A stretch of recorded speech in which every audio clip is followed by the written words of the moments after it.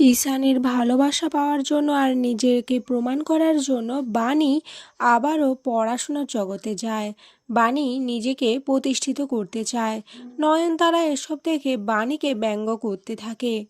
বাণী বলে, যিনি আমাকে পালন করেছেন, আমার বাবা, উনিও চাইতেন আমি পড়াশুনো করে যেন কালেক্টর হই, কিন্তু সেটা তো আর সম্ভব হবে না এখন।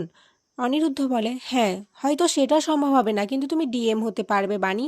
তখনই মৌলি জোরে হেসে ওঠে আর বলে, ডিএম? এখন ডি আর বাদ দিয়ে ডিএম হবে?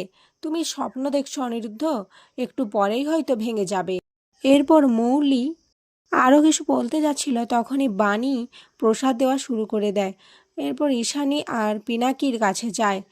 ঈশানী বলে, দেখো বাণী, আমি খুব খুশি হয়েছি তুমি নতুন করে পড়াশোনা শুরু করছো, নিজের যোগ্যতায় কিছু একটা করার চেষ্টা করছো, কিন্তু আমি কখনোই তোমাকে নিজের মেয়ে বলে মানতে পারবো না।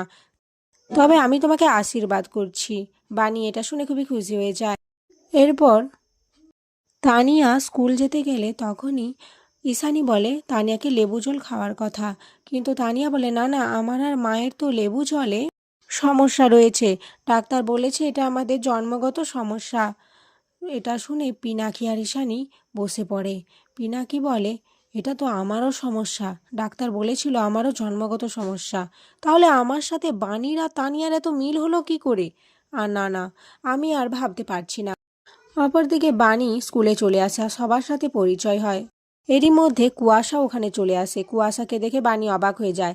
কুয়াশা বলে, কি করব বলো বাণী, বিদ্যুৎ তো তোমার মতো আমাকেও ঠকিয়েছে, তাই আমিও নিজের যোগ্যতায় কিছু একটা করার জন্য এখানে এসেছি। কিন্তু বাণী কুয়াশাকে একদমই বিশ্বাস করে না। এরই মধ্যে বিদ্যুৎ স্কুলের গার্ডিয়ানদেরকে বাণীর নামে ফোসলাতে থাকে। গার্ডিয়ানরাও বিদ্যুতের চালাকি ধরতে না পেরে বাণীকে ভুল বোঝে। এরই মধ্যে স্কুলের বাচ্চাগুলোও তানিয়াকে ঠেলে ফেলে দেয়। তখনই বিদ্যুৎ ধরে নেয় আর বলে, আমি থাকতে তোমার কিছু হবে না।